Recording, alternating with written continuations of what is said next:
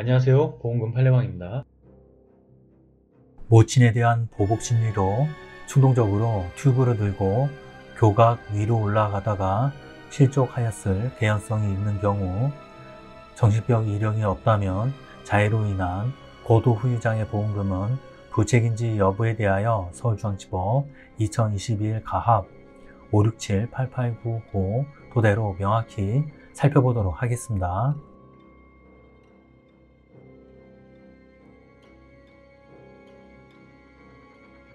쟁점, 이 사건 사고가 고의에 의한 것인지 여부, 구체적 판단, 이 사건 사고가 망인이 자살을 시도하여 고의로 자신을 해친 것이라는 사실이 합리적인 의심이 들지 않을 만큼 증명되었다고 보기 어렵고, 설령 망인이 자살을 시도한 것이더라도 당시 망인은 자유로운 의사결정을 할 수 없는 상태였다고 봄이 타당합니다.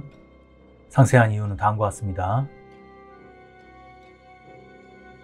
인정사실, 원고는 2003년경 이혼한 전 남편과의 사이에 출생한 망인을 혼자 키우고 있었고, 사실혼 배우자였던 사람과 사이에 헤어진 후 2017년 9월경 출산한 딸이 있습니다. 원고는 망인과 게임, 취침, 식사 문제 등으로 평소 다툼이 있었고, 이 사건 사고일 이전에는 당시 고등학교 2학년인 망인이 코로나19로 학교에 가지 않고 장기간 집에 있으면서 온종일 게임을 하는 등으로 인해 더욱 갈등이 쌓이던 중 이 사건 사고 당일 원고가 망인에게 잔소리를 하자 다툼이 발생하였습니다. 당시 망인은 흥분하여 욕설을 하고 물건을 던지면서 화를 내었고, 이에 원고가 13시 22분경 112 신고를 하였습니다. 원고가 출동한 경찰관에게 며칠간 망인과 떨어져 있고 싶다고 하였으나 경찰관은 사건 처리를 해야 한다고 한 후 망인을 데리고 밖으로 나갔다가 함께 들어와서 원고에게 아들이 사과하려고 하는데 받아달라고 이야기하였습니다. 원고는 재차 경찰관에게 망인과 떨어져 지낼 방법이 없는지 물었고, 이후 망인은 사과를 하였으나 원고는 일단 알았다고 한 후 망인에게 집에서 나가달라고 하였습니다. 원고는 15시 25분경 밖으로 나간 망인과 통화했는데 망인은 여전히 흥분한 상태였고, 원고도 진정되지 아니하여 다시 말다툼을 하던 중 원고가 엄마가 더는 못 키우겠다, 아빠한테 전화하거나 아니면 당분간 보육원에 2, 3일 정도 가서 있어라 라고 말하자 망인은 통화를 일방적으로 종료하였습니다. 그 직후 15시 30분경 망인은 원고에게 자식은 둘인데 애비가 한 명도 없는 이유를 이제야 좀 알 것 같다. 이제껏 아빠에 대해 지낸 선입견이 잘못된 것 같고 괜시리 미안해진다. 항상 자기 방식대로 강요하고 방식을 따르지 않으면 초등학생한테도 집을 나가라고 할 때부터 알아봤어야 했던 것 같다. 애미 불쌍하다. 난 죽을 테니 알 바가 아니지만 이라는 문자 메시지를 보냈습니다. 이를 본 원고는 망인에게 죄송하다더니 더 이상 아무 말 하고 싶지 않다. 죽든지 살든지 네 알아서 해라. 네 애비 전화번호는 이라는 문자 메시지를 보냈습니다. 이후 약 10분가량 지난 15시 41분경 망인은 용정교 아래 물에 빠진 채 발견되었고, 당시 망인을 목격하고 신고한 사람은 풍덩하는 소리가 나서 보니 사람이 물에 빠져 있었다고 하였을 뿐 망인이 용정교에서 떨어지는 것을 보지 못하였습니다.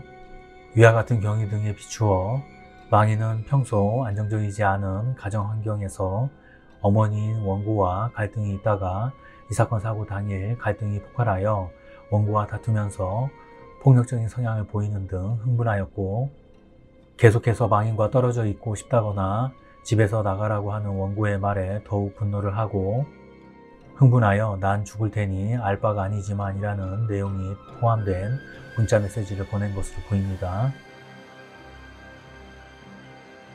당시 망인이 아직 정신적이나 신체적으로 성숙하지 않은 16세의 청소년이었던 것을 고려하면 위와 같은 문자는 망인이 흥분한 상태에서 충동적으로 과격하게 원고에 대한 불만을 표현한 것으로 볼 수 있어서 그러한 문자만으로 자살의 의사를 추단하기는 부족합니다.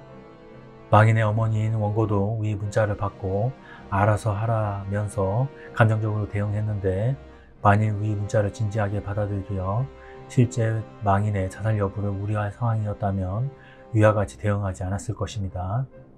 망인은 정신과 치료를 받은 적이 없고 망인의 학교 생활기록부에도 망인이 평소에 자살을 기도하였다거나 자살을 생각하고 있다는 등의 내용은 없으며 달리 평소 망인이 원고와의 불화 등으로 자살의 우려가 있어 보였다고 볼 만한 자료도 없습니다. 오히려 망인의 고등학교 생활기록부에는 다른 사람들의 의견과 관심을 긍정적으로 수용하여 부응하기 위해 노력하는 모습이 보기 좋음, 특히 책을 가까이 하는 습관은 사서로서의 꿈과 연결되어 관련 분야의 진로 탐색을 위한 다양한 활동을 이어갔으며 그 과정에서 사서라는 직종이 빅데이터를 화두로 하는 미래에 요구될 역할을 찾는 것에 관심을 가짐, 학업적인 면에서는 자신의 역량을 적절하게 분배하지 못하여 힘들어하는 모습이 있지만 자신의 문제점을 찾고 조언을 구하여 자신의 학업 플랜에 적용하는 등의 노력을 통해 긍정적인 변화를 이루고 있어 앞으로의 발전적인 성취를 기대하게 함이라고 기재되어 있어 망인이 평소 긍정적으로 장래 희망인 사서가 되기 위하여 노력하고 있다는 내용이 담겨 있습니다. 이 사건 사고 당시 망인을 발견한 목격자는 15시 42분경 119 신고를 하였는데 119 구조 활동 일지에 의하면 목격자의 신고 내용은 용종교 다리 밑에 사람이 떨어져 있는 것 같은데 떨어져서 못 올라오고 있는 것 같다. 의식은 있고 무슨 튜브를 걸치고 있다는 것이었습니다. 당시 공동대응 요청을 받고 출동한 경찰서에서 작성한 112 신고 사건 처리 내역서에서도 목격자의 신고 내용이 용종교 다리 밑에 사람이 물에 빠져 있음, 의식 있음, 튜브를 걸치고 있음이라고 기재되어 있습니다. 이러한 신고 내용에 의하면 당시 망인은 튜브를 걸치고 허우적대면서 물에서 빠져나오려는 상황이었던 것으로 보이는 바 망인의 이러한 행동은 자살을 기도한 사람이 아니라 우연한 사고로 물에 빠져 구조를 기다리는 사람의 행동에 부합합니다.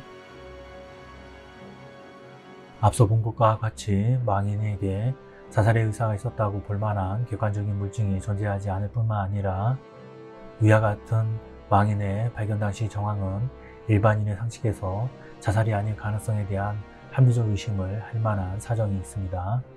또한 다음과 같은 사정들도 망인이 자살을 시도하여 다리에서 떨어진 것인지에 관한 의심할 만한 사정들입니다. 이 사건 사고가 발생한 용종교는 교각의 높이가 높지 않아서 흥분한 망인이 과격한 행동을 하다가 추락하였을 가능성이 있습니다. 또한 위와 같은 문자를 보낸 후 원고에 대한 보호 심리 등으로 충동적으로 교각 위로 올라가려고 했을 뿐 진정으로 자살하려고 한 것이 아님에도 교각의 폭이 좁아서 실족했을 가능성이 있습니다. 이 사건 사고 발생 장소인 용종교는 평소 차량 통행이 잦은 곳이고 사고 발생 시각은 인적이 드문 야간이 아니라 대낮인 15시 40분경이었습니다. 따라서 진지하게 자살을 결심하고 실행에 옮기려는 사람이었다면 이러한 환경과 상황에서 자살을 시도하지는 않았을 것으로 보입니다.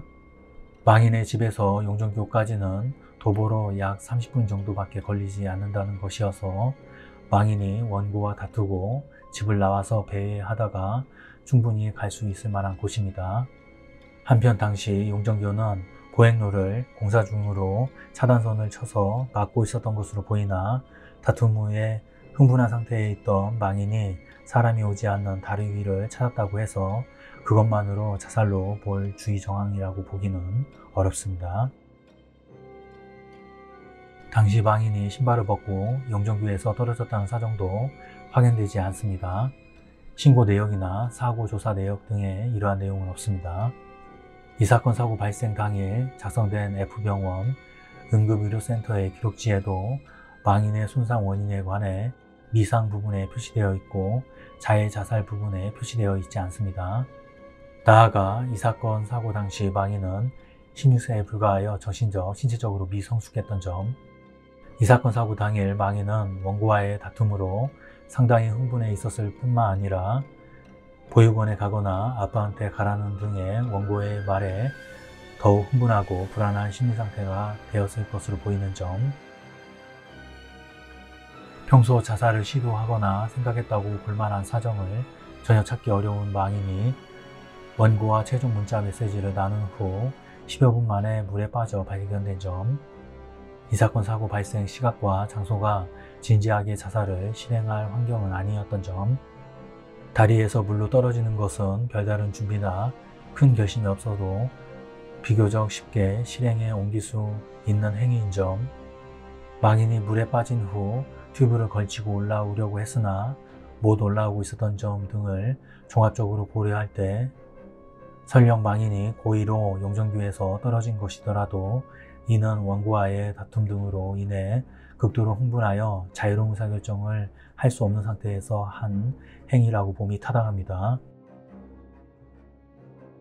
나아가 이 사건 사고로 원고가 2020년 5월 6일 실손의료비 보험금을 청구했을 때는 피고도 이 사건 사고는 망인이 극도의 흥분되고 불안한 심리 상태에서 발생한 사고로서 자유로운 의사결정을 할 수 없는 상태에서 자신을 해친 경우에 해당하므로 보험금을 지급함이 타당하다고 판단한 손해사정서의 의견을 받아들여 보험금을 지급한 것으로 보입니다. 결론적으로 보험회사는 보험 수익자에게 상해 고도 후유장애 보험금을 지급할 의무가 있습니다. 마치겠습니다. 긴 시간 시청해 주신 점 고맙습니다.